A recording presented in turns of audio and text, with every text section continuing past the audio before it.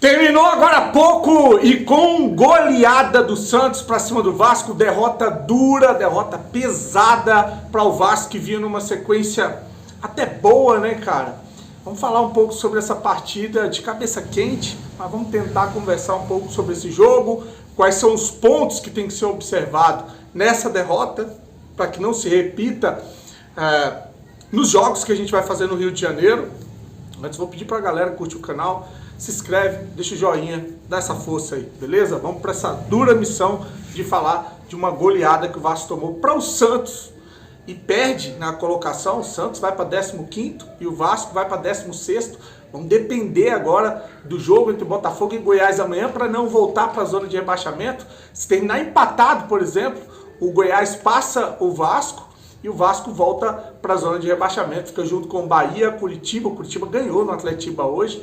E o América Mineiro. A situação ainda complicada, a gente que estava tentando ou pensando em uma vitória para pensar em coisas maiores, mas não, cara. Nossa briga, a briga que nos impuseram é essa daí, é de ficar brigando até o final do campeonato para não cair para a segunda divisão. Logo vão faltar poucos jogos e essa derrota vai pesar muito, não só na questão anímica, psicológica, como também saldo de gols, que a gente toma uma porrada, estava melhorando o saldo do Vasco, se eu não me engano, estava menos 7, até melhor do que o saldo do Inter, melhor do que o saldo do Santos, de outros times. Agora volta a ter um saldo muito negativo, tá?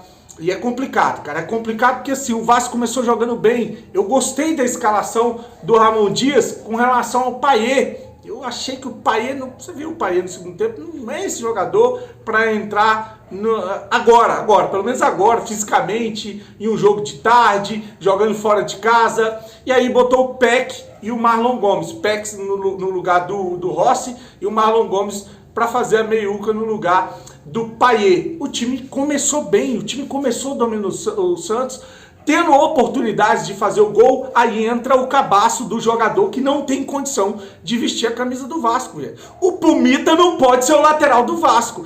É doído, é horrível, é sofrível ver esse jogador dentro de campo. Todo mundo passa por ele como quem não passa de nada. O desespero do Vasco, dos jogadores do Vasco, tanto o Medel, o Marlon Gomes e o Peck, para cobrir a lateral, porque o seu Pumita, a gente joga com um a menos, a gente joga sem lateral, acaba deixando o time muito espaçoso para o lado que o Soteldo também deitou e rolou. Ele colocou o Soteldo do lado direito, o Vasco do lado direito do Vasco, o Vasco era nulo, e para completar, o Cabaço me chega atrasado e comete um pênalti que eu vi um monte de vascaíno dizer que não foi pênalti. Gente, vamos parar de ser clubista, pô. É exatamente o mesmo pênalti que a gente ficou o tempo todo dizendo que foi dado que não foi dado para o Pedro Raul. Quer dizer, um pênalti escandaloso não dado para o Pedro Raul.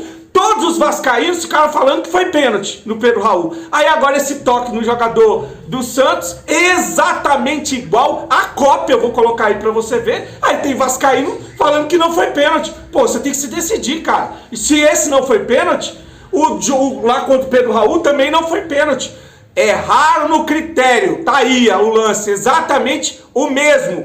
Lá em São Januário não deram um pênalti claro. Era pro VAR ter chamado. Não chamou. Dessa vez, o Daronco não deu, o VAR chamou e ele deu corretamente o pênalti. Erraram no critério. Lá foi pênalti e na Vila Belmiro deram, enquanto São Januário não deram, por causa desse cabaço, desse jogador Pumita que é horroroso. Ah, o Bambu vai resolver? Não vai. Podia ter colocado o Medel na lateral e entrado com o Maicon. O Maicon vinha bem, gente. Olha que eu critiquei a contratação do Maicon. O Maicon em 2, 3 jogos aí, fechou essa defesa do Vasco, dava bote, ganhava as bolas. O Maicon, bem que eu não sei se o Maicon, mas podia, o Maicon entrou no segundo tempo.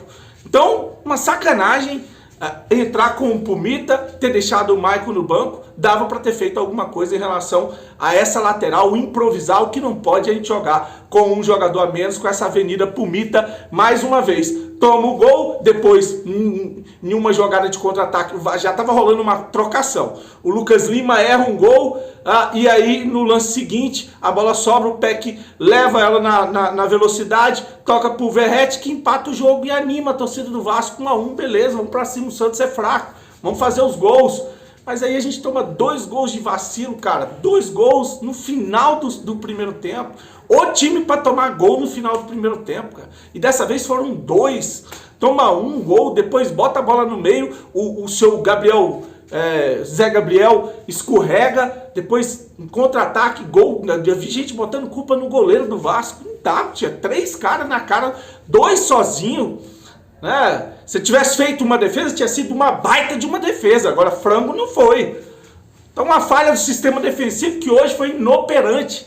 Inoperante. Toma 2 gols, 3-1, tem que abrir, perde. Aí vai entrar o fator psicológico, que no segundo tempo, esse otário, porque esse arrombado desse Soteldo é um babaca, né? Eu vi gente do Santos dizendo que estava com raiva dele, que ele estava embalada, em putaria, que estava cagando e andando para o Santos, e é problema deles, mas é um cara de má índole, um mau caráter, que pega, e porque aí vai ter gente falando assim, pô, mas futebol é isso aí, é a resenha, futebol é isso, não tem graça. Não, beleza, bacana, mas se o Vasco e o Santos estivessem disputando uma vaga na Libertadores, estivessem dentro desse contexto, brigando por título, ainda brigando por uma vaga em alguma coisa importante, mas tá os 2 times passando vergonha nos seus torcedores no ano, os 2 times fazendo campanhas horrorosas no Campeonato Brasileiro, no início do segundo tempo, o cara pega e faz uma graça dessa, sobe em cima da bola, parecendo um palhaço de circo,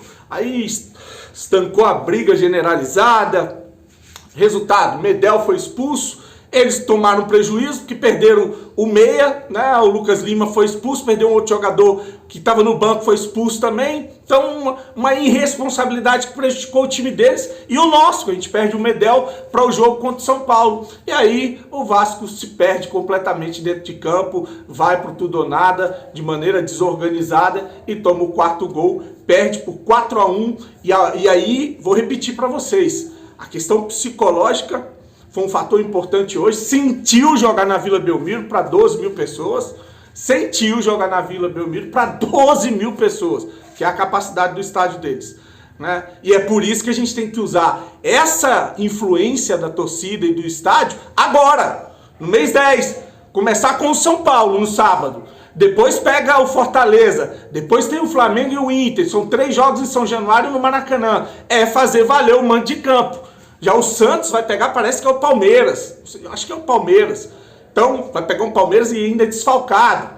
O Palmeiras tentando se reabilitar no Campeonato Brasileiro. Então, dá pra gente se reabilitar. Agora tem que ver a questão psicológica, porque hoje o time se perdeu psicologicamente. Não era pra ter entrado naquela pilha, briga, discussão, ter sido expulso. Era pra ter jogado bola. Agora jogar com... É isso, a questão psicológica. Jogar com um jogador a menos, que esse Pumita, ele não existe... Né? Não existe, e é isso. Acho que não dá para pôr culpa em quem mais. No ataque do Vasco, fez um gol.